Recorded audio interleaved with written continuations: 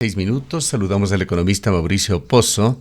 Él fue en 2 ocasiones ministro de Economía de Ecuador. Es un destacado analista económico. Economista Pozo, nuevamente un proceso electoral en Ecuador pone a pensar a los ecuatorianos sobre su futuro.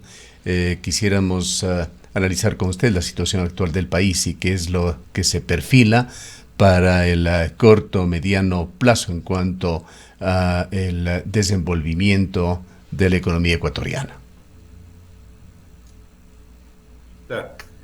Tal vez empezar indicando que la situación económica del Ecuador, con el proceso inclusive que se avecina en lo político, yo diría es una situación vulnerable y una situación delicada.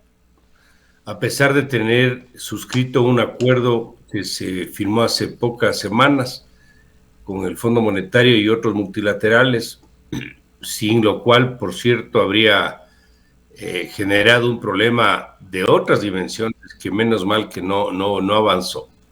La situación sigue siendo difícil, sigue siendo delicada por varias razones. En primer lugar, que el escenario que se pinta hacia adelante, al menos en el propio acuerdo con el fondo, es un escenario con un crecimiento económico muy bajo. Se está hablando, por ejemplo, del año 28, una tasa del 2.5 y los crecimientos de los años previos van a ser menores, de 1, de 1,5. Un crecimiento tan bajo no le va a permitir al país poder, por ejemplo, mejorar la situación del empleo, que sigue siendo la principal preocupación económica de los ecuatorianos. Esto va a implicar que estaríamos hablando de más de una década donde el país no crece. Y eso es un problema por el empleo, por la pobreza y yo le diría inclusive por la estabilidad política de este y sobre todo del siguiente gobierno. ¿Con qué argumentos podemos seguir defendiendo la necesidad, por ejemplo, de mantener las cuentas públicas en orden, de buscar apoyos externos si la economía no crece? Y esto sí termina siendo un problema hacia adelante. Por otro lado, estamos agarrados un poquito con pinzas en el sentido de que si se nos baja un poco el precio del petróleo, entramos en un problema. Si queremos aplicar de lleno la decisión de no explotar el bloque 43 de petróleo, estamos en un problema. Y eso hace pues que el país esté al filo de la navaja y las finanzas públicas que pueden pasar de bien a mal y de mal a bien en periodos muy cortos, le hace lo que le dije al principio, una economía vulnerable, y a eso hay que añadirle qué va a pasar con el aspecto político en el manejo económico. Es decir, se habla, por ejemplo, por parte de las esferas de gobierno que va a ser un mejor semestre el segundo que el primero. Y efectivamente, históricamente esto es así. Normalmente es un poco más expansivo el segundo semestre que el primero. Pero en el entorno actual, donde tenemos un tema político lo que se avecina, no sabemos qué va a pasar de los 17 candidatos, 2 de los cuales estarían entrando a una segunda vuelta. ¿Quiénes van a ser? ¿Qué van a hacer? ¿Van a continuar? ¿Van a cambiar el rumbo? Y eso lo que hace es postergar, obviamente, proyectos y profundiza el problema de estancamiento. Así que yo, en el caso de ser más optimista el segundo semestre, yo no estaría tan seguro. Soy en el sentido más escéptico por la razón política que le acabo de mencionar. Así que yo le dibujaría en principio de esa manera la situación económica. Vamos a hablar sin duda sobre lo que se viene en este periodo electoral con una serie de hechos que se van dando y que se prevén, pero hablemos del pasado reciente. Se ha dicho, lo dijo el día de ayer en este medio de comunicación uno de los dirigentes de la Cámara de Industrias, que a los tiempos un mes en el 2024 da mejores resultados en economía o arroja mejores resultados en economía que el mismo mes del año previo, que el 2023, se refiere al mes de julio. ¿Es esta aseveración verificable? ¿Coincide con esto usted, economista Pozo? Bueno, hay que ver a qué indicador se refería. Si hablaba, por ejemplo, de las ventas de las empresas, probablemente sí. Pero a la economía no hay únicamente que verle en la foto del mes. Hay que verle en el periodo anterior y sobre todo en la tendencia hacia adelante. Yo creo que el pago, por ejemplo, todavía parcial de los atrasos del Estado ha ayudado. Hasta el mes de junio, si no recuerdo mal, ya se había pagado cerca de 1.700 millones de dólares. Y claro, estos recursos, así usted le pague a otra entidad pública que como presupuesto central le debe, esa otra entidad termina pagando a terceros y finalmente esa plata circula. Y eso ayuda. Yo creo que eso es parte de lo que han mencionado los del gremio privado. Es decir, sí ha habido la atención de ciertos compromisos impagos y eso se siente, por ejemplo, en las ventas en un mes en particular. Pero hay que verle, como digo, en tendencia, en proyección hacia adelante, qué es lo que pueda pasar. Justamente lo daba como un síntoma aislado, pero hemos venido escuchando en forma reiterada por parte del presidente de la República. No sé si hemos perdido la señal. Lamentablemente hemos perdido la señal con el economista Mauricio Pozo, exministro de Economía. La hemos recuperado. Perdimos en forma instantánea la señal, doctor Pozo. En todo caso, que le señalaba que esto justamente se había dado como un dato aislado, pero que de alguna manera iba en el sentido de las aseveraciones que ha hecho el presidente de la República, que ha hecho el ministro de Economía, en el sentido de que el segundo semestre será mejor en economía, que el gobierno está tratando de cumplir sus tareas. Para esto, incluso el ministro de Economía llegó a señalar que por fin se verá una mejora en las cifras de empleo. ¿Hay base para este optimismo? No quisiera pecar de pesimista porque yo normalmente soy más optimista, veo más el vaso medio lleno que medio vacío. Pero sí creo que en esto hay que ser muy objetivo. Fíjese algo. Tenemos un superávit comercial importante, producto de un precio del petróleo más alto que el año pasado, porque el volumen de producción, como sabemos, está estancado, inclusive ha caído.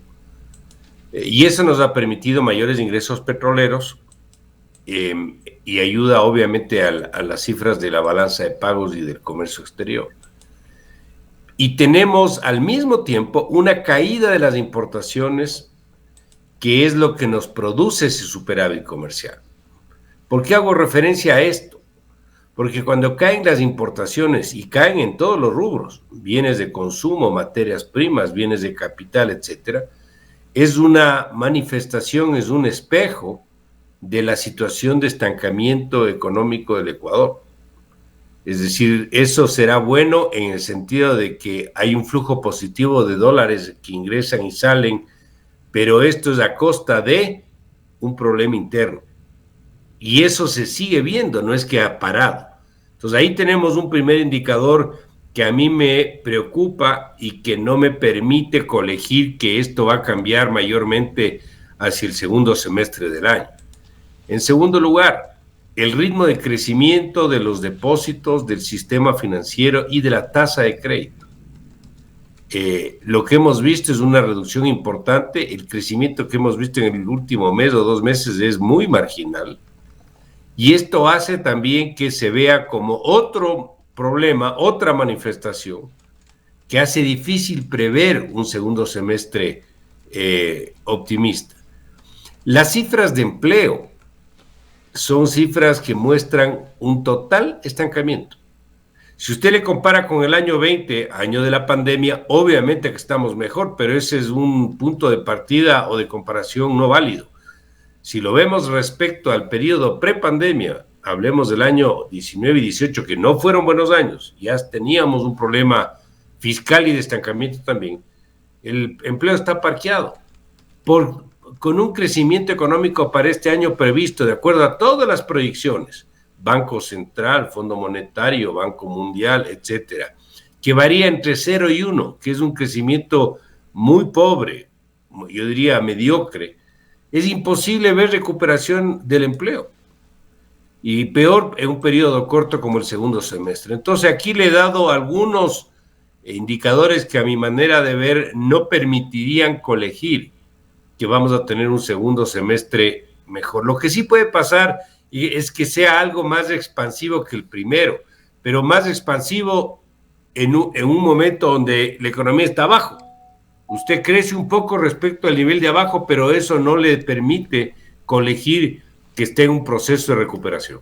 Y ese fantasma que significa la amenaza de apagones. Ni siquiera me he acordado de ese tema.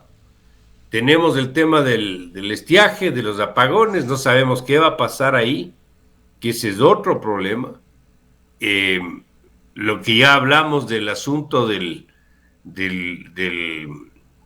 problema del petróleo, de la producción, que parece que lo quieren hacer gradual.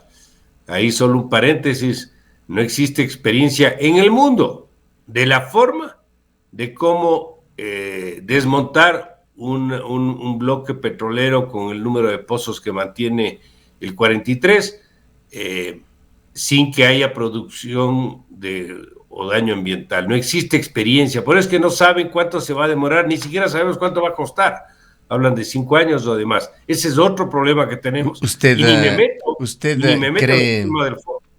cree en la honestidad del gobierno en cuanto a su oposición con respecto al Yasuní? Pero hay lecturas de que simplemente se está privilegiando la economía. Yo creo que el Ecuador cometió un error decidiendo que esa producción se suspenda. Y el error fue, a mi criterio, en parte el resultado de una muy mala explicación y difusión de lo que significaba una decisión de esa naturaleza. Le preguntan al país si quiere o no seguir produciendo petróleo del bloque 43 y no sabe lo que es ILITT, cuánto aporta al presupuesto, cuánta gente depende de eso, qué aporta las exportaciones, si no ha habido daño ambiental, cuánto cuesta un proceso de suspensión, en qué tiempo se puede recuperar. No sabe nada el Ecuador y le preguntan qué opina y decide, inclusive por ignorancia, que no está a favor de seguir produciendo. Es una barbaridad. Entonces, hubo errores en proponer esa pregunta con la anuencia de la Corte Constitucional, sí. ¿O es que el pueblo ecuatoriano no está preparado para una pregunta de ese nivel? ¿O hubo descuido, negligencia en quienes tenían que defender esa tesis para informar adecuadamente a la población?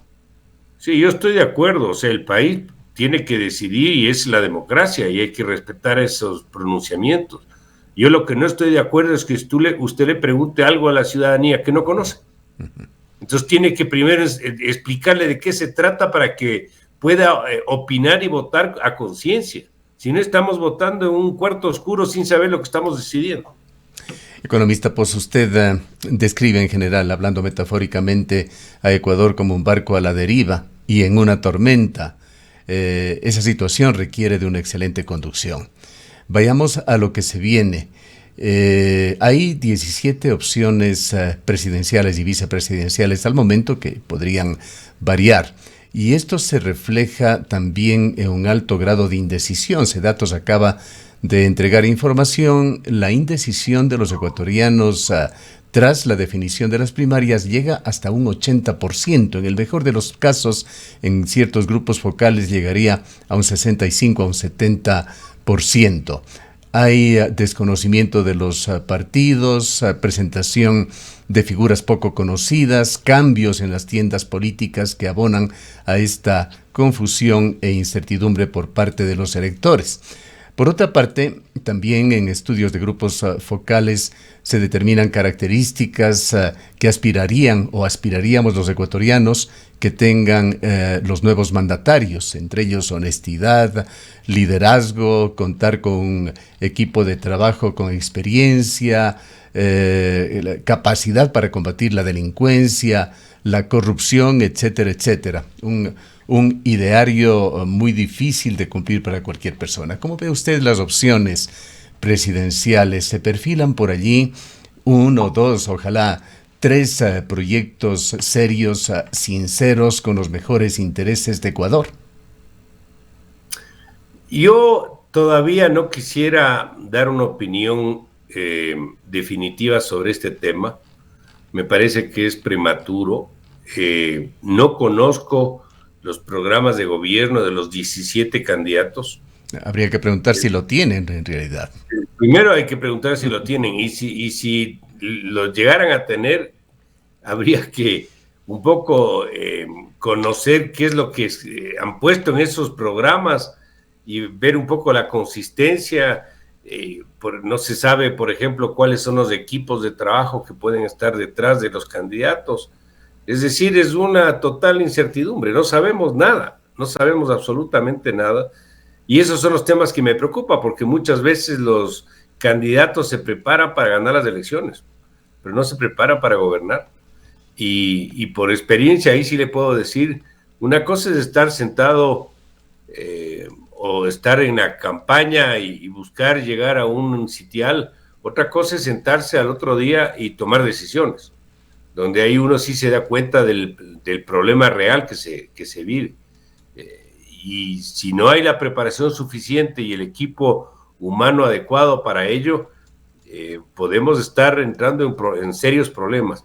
Yo no creo que el Ecuador está como un barco a la deriva. Yo creo que el Ecuador está en un barco en aguas muy turbulentas, que si no se la sabe manejar, sí puede entrar a una situación mucho más difícil.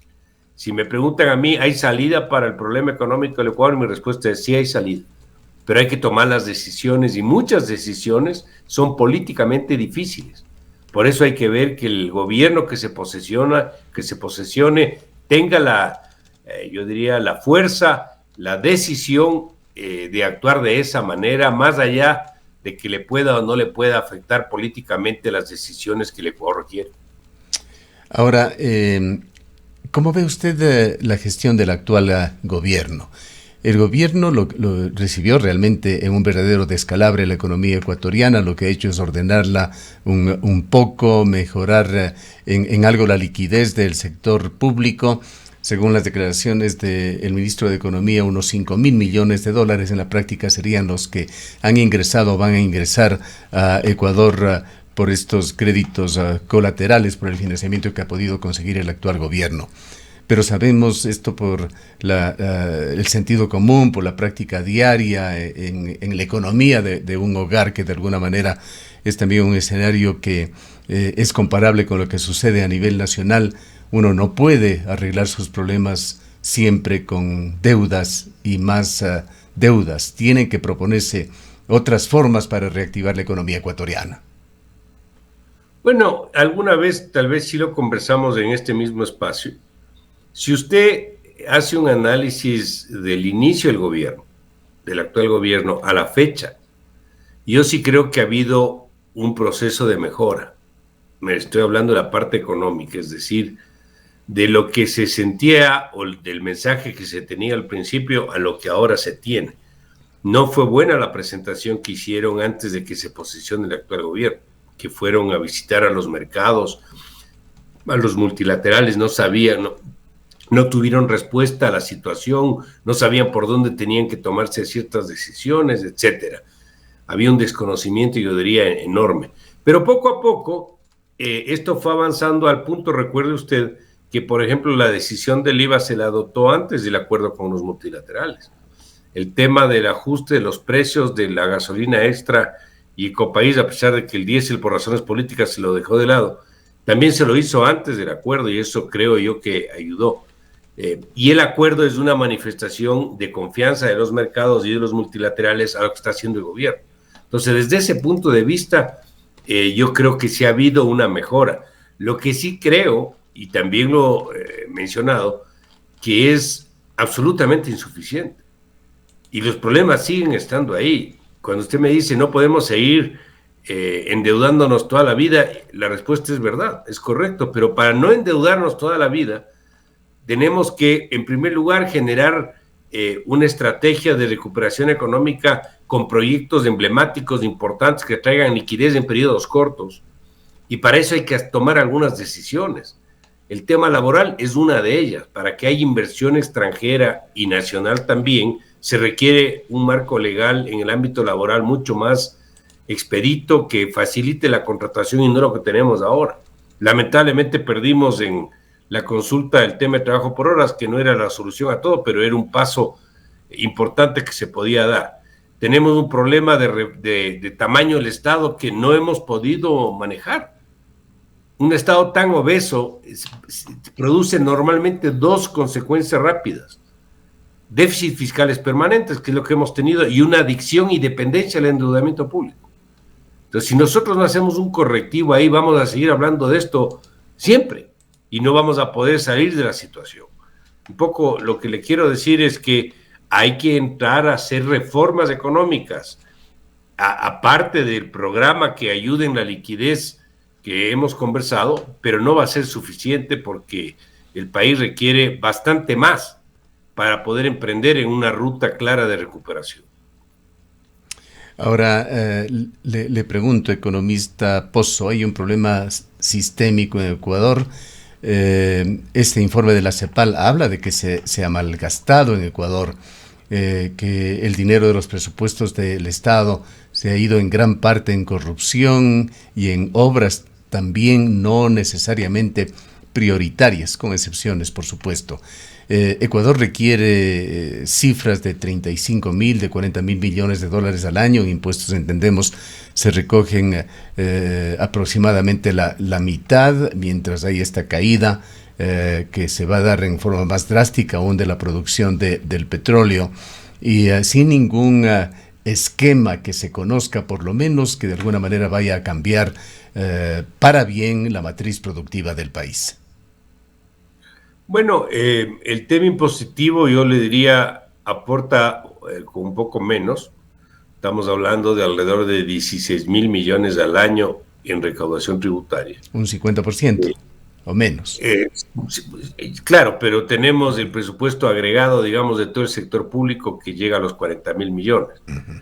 Pero de todas maneras, dependemos de la deuda, como anotamos, dependemos de esto. Y cada vez nos rinde menos el petróleo porque inclusive estamos tomando decisiones como lo que estábamos conversando.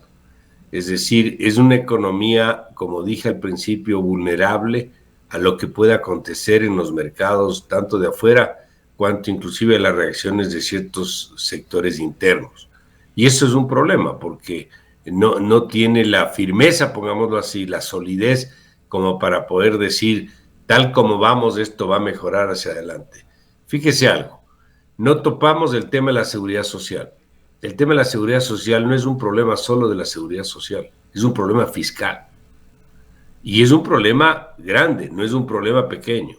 Segundo, el tema de la asignación de fondos presupuestarios a los que reciben participación, por ejemplo, sector salud, sector educación, gobiernos autónomos descentralizados, sin rendición de cuentas. Esa plata se entrega por ingreso petrolero y tributario y no sabemos en qué se usa esa plata. Hay un desperdicio gigantesco de recursos. Por lo tanto, a veces es verdad lo que yo también he mencionado, que no es necesariamente falta de plata, sino una falta de gestión, de administración, de seguimiento, de rendición de cuentas. Ahí tenemos otro problema que no hemos resuelto. Y está ahí sobre la mesa y seguimos con la misma situación. Entonces, si nosotros no abordamos el tema de sectores emblemáticos, más que sectores, perdón, proyectos emblemáticos que levanten recursos de inversión para darle una reanimación más rápida. Las reformas que estamos hablando, por ejemplo, en el ámbito laboral, por ejemplo, en el tema de la seguridad social, el planteamiento del rol del Estado como empresario. Yo tengo mi posición ahí, yo creo que el empresario el rol empresarial no es del Estado, ese es el rol privado. Así como el privado no tiene un rol estatal en educación, salud o seguridad, el Estado no puede estar vendiendo gasolina ni administrando empresas de telecomunicaciones o empresas de hidroelectricidad. Ese es un rol netamente privado, y cuando el Estado se mete en campos que no le competen, lo hace mal, distrae recursos y es otra fuente no solo de corrupción, sino de fondos no debidamente utilizados. Entonces, todo esto hay que hacer. Esto y muchas otras cosas hay que hacer para que esto encuentre una ruta mucho más sólida de sostenimiento. Si no, como dije, vamos a seguir conversando de lo mismo muchas veces y el país no va a encontrar la forma de poder recuperarse más eficientemente. Resumiendo y para concluir, economista Pozo, aunque usted lo ha dicho ya, pero quizá poniéndole muy pocas palabras, ¿qué políticas públicas en materia económica piensa usted serían indispensables en el próximo gobierno? Creo que es importante el pragmatismo, creo que es importante la perseverancia, la constancia de las políticas, y creo que es fundamental los acuerdos básicos de sectores para caminar en una línea. Ya no podemos seguir discutiendo cosas que ya no se discuten en otras partes del mundo, que si pagamos o no pagamos la deuda, que si desconocemos un acuerdo como el del fondo. Eso da una demostración de que el país sigue postrado a ideas caducas que ya no tienen ningún tipo de vigencia ni aplicación. Entonces, esos principios de perseverancia, de constancia, de norte, de defender conceptos, de pragmatismo, me parece que son fundamentales, que ojalá lo tengamos en una siguiente administración. Bien, le agradecemos mucho por habernos acompañado. Muchas gracias a ustedes. Declaraciones del economista Mauricio Pozo, PhD. Él es analista económico, fue ministro de Economía en 2 gobiernos. Son las 8:03. Seguridad es confianza.